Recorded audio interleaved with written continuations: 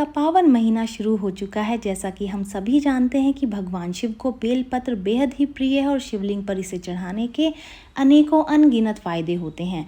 आखिर शिवलिंग पूजा में बेलपत्र का क्या महत्व है और उसे चढ़ाने का सही तरीका क्या है, यही सारी बातें पंडित प्रदीप मिश्रा जी ने अपने कथा वाचन के दौरान बताई हैं। उन्होंने साथ में ये भी बताया है कि किस तरीके का बेलपत्र होना चाहिए, उसे कैसे चढ़ाया जाना चाहिए, साथ ही इसका क्या महत्व है, इसको क्यों चढ़ाया जाता है, बेलपत्र चढ़ाने के क्या लाभ हमारी ज़िंदगी में हो सकते हैं और साथ ही जानेंगे कि सावन में शिवलिंग पर किन 5 जगहों पर बेलपत्र चढ़ाना ज़रूरी होता है। अगर आप इन 5 जगहों पर सही तरीके से बेलपत्र नहीं चढ़ाते हैं तो आपकी मनोकामनाएं भी पूरी नहीं होती हैं। तो ये जानना बेहद ही ज़रूरी है। सावन के महीने में भगवान शिव की पूजा की जाती है और इन दिनों में भगवान शिव की विशेष पूजा होती है। धर्म और शास्त्रों में ऐसा माना गया है कि भगवान शिव की पूजा में उनकी प्रिय चीज़ों को चढ़ाने से वो खुश हो जाते हैं। वैसे तो भगवान शिव की पूजा में सारी चीज़ें चढ़ाई जाती हैं, लेकिन सबसे ज़्यादा महत्व बेलपत्र का होता है। पंडित प्रदीप मिश्रा जी बताते हैं कि शिवलिंग की पूजा में बहुत सारी चीज़ें चढ़ाई जाती हैं, लेकिन बेलपत्र भगवान शिव को अति प्रिय है। बेल के पेड़ की पत्तियों का शिव पूजन में बहुत ही अधिक महत्व है। इस पेड़ की पत्तियां एक साथ 3 की संख्या में जुड़ी होती हैं और इसे एक ही पत्ती माना जाता है। ऐसी मान्यता है कि बिना बेलपत्र के शिव जी की उपासना पूरी नहीं होती और शास्त्रों में भगवान शिव को बेलपत्र अर्पित करने की एक विधि होती है। तो चलिए जानते हैं कि शिवलिंग पूजा में किस विधि से बेलपत्र चढ़ाया जाना चाहिए और शिवलिंग में किन 5 जगहों पर बेलपत्र चढ़ाते हैं।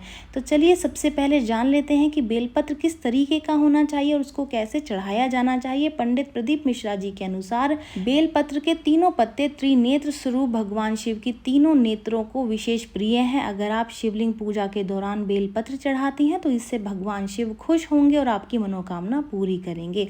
मगर बहुत ज़रूरी है कि बेलपत्र चढ़ाने से पहले जान लें कि बेलपत्र कैसा होना चाहिए और उसको कैसे चढ़ाया जाना चाहिए। ध्यान रहे कि एक बेलपत्र में 3 पत्तियां होनी चाहिए। तीनों पत्तियों को एक ही माना जाता है।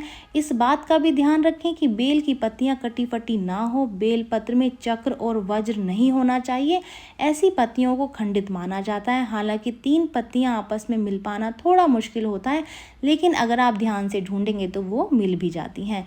बेल की पत्तियां जिस तरफ से चिकनी होती हैं उसी तरफ से शिवलिंग पर चढ़ानी चाहिए। कहने का मतलब ये है कि जिस तरफ से पत्ती चिकनी होती है उस तरफ से ही शिवलिंग को उसको स्पर्श करते हुए चढ़ाना चाहिए।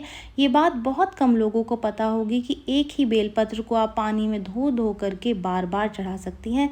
कभी भी शिवलिंग पर बिना जल के बेलपत्र ना चढ़ाएं। बेलपत्र 3 से लेकर के 11 दलों तक के होते हैं। ये जितने अधिक पत्ते होते हैं ये उतने ही उत्तम माने जाते हैं। जान लेते हैं कि बेलपत्र का महत्व क्या है। पंडित प्रदीप मिश्रा जी बताते हैं कि बिलावाष्टक और शिव पुराण के अनुसार भगवान शिव को बेलपत्र अत्यंत प्रिय है। वहीं स्कंद पुराण में बेलपत्र के महत्व के बारे में बताया गया है। ऐसा कहा जाता है कि यदि बेलपत्र के साथ में शिवलिंग की पूजा की जाए तो सभी पापों का नाश होता है। एक कथा के अनुसार एक बार माता पार्वती को बहुत पसीना आ रहा था, तब उन्होंने अपनी उंगलियों से माथे के पसीने को साफ किया था। इस पसीने की कुछ बूंदें मदार पर्वत पर जा गिरी और उन्हीं बूंदों से बेल का पेड़ उत्पन्न हुआ था। बेलपत्र का महत्व यहीं खत्म नहीं होता। पंडित प्रदीप मिश्रा जी बताते हैं कि बेलपत्र बहुत ही पवित्र होता है और इसमें माँ पार्वती के कई रूपों का वास होता है। इस वृक्ष की जड़ों में माँ गिरिजा, तने में माँ महेश्वरी, इसकी शाखाओं में माँ दक्षायनी, बेलपत्र की पत्तियों में माँ पार्वती और इसके फूलों में माँ गौरी और बेलपत्र के फलों में माँ कात्यायनी का वास होता है। इतना ही नहीं, इसमें माता लक्ष्मी का भी वास होता है। अगर आप घर में बेल का पेड़ लगाती हैं तो इससे माता लक्ष्मी बहुत प्रसन्न होती हैं और घर में वैभव आता है। बेलपत्र को चढ़ाने के अनेकों असंख्य लाभ होते हैं। इसमें सबसे बड़ा लाभ ये होता है कि भगवान शिव बहुत प्रसन्न होते हैं और आपकी सारी मनोकामनाओं को पूरी कर देते हैं। वहीं बेलपत्र चढ़ाने से सुख के साथ साथ घर में वैभव और धन भी आता है। यदि आपको कभी भी आर्थिक संकट का सामना करना पड़ता है तो आप बेलपत्र ज़रूर से चढ़ाएं। अगर आप पुण्य कमाना चाहती हैं तो बेलपत्र की पत्तियों में ओम नमः शिवाय या फिर राम राम लिख करके उसे भगवान भोलेनाथ पर अर्पित करें। शास्त्रों के अनुसार आप रविवार के दिन अगर बेलपत्र की पूजा करते हैं तो आपके सारे पाप धुल जाते हैं। केवल भगवान भोलेनाथ ही नहीं, आप भोलेनाथ के प्रिय कुबेर जी पर तृतीया को बेलपत्र चढ़ाकर उनकी पूजा करेंगे तो पीढ़ियों तक आपके घर में धन की कभी भी कमी नहीं होगी। ऐसी मान्यता है कि बेलपत्र और जल चढ़ाने से भगवान शंकर का मस्तिष्क ठंडा रहता है और वो बहुत ही जल्दी प्रसन्न हो जाते हैं और भक्तों की सारी मुरादें पूरी करते हैं।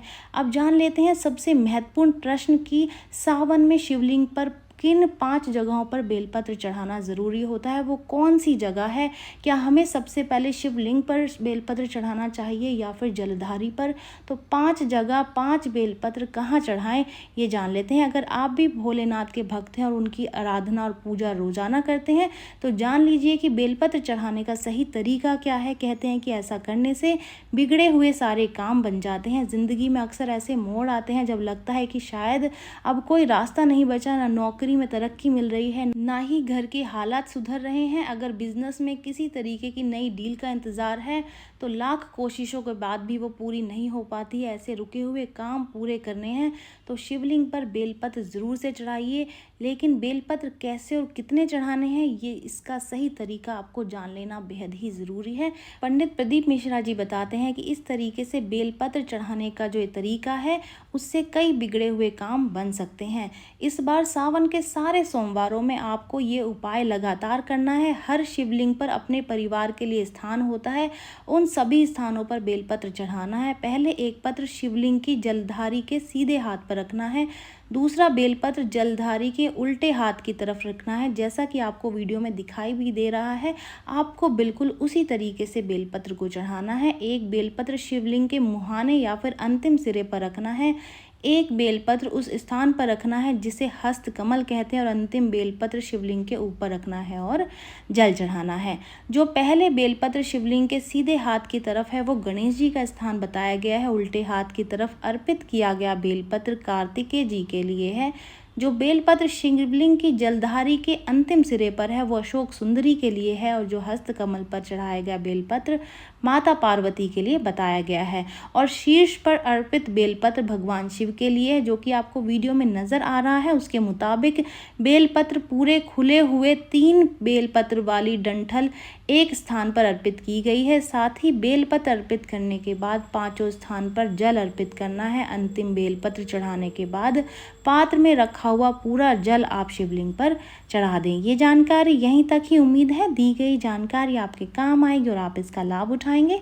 जो लोग वीडियो देख रहे हैं वीडियो को लाइक कर दीजिए, चैनल को सब्सक्राइब कर दें, नोटिफिकेशन बेल को दबाना बिल्कुल भी ना भूलें क्योंकि यहाँ पर इस तरीके की महत्वपूर्ण जानकारियाँ मिलती रहती हैं। तो चलिए मिलते हैं नई वीडियो में नई जानकारी के साथ। जय शिव शंकर, जय भोलेनाथ, ओम नमः शिवाय भक्तों।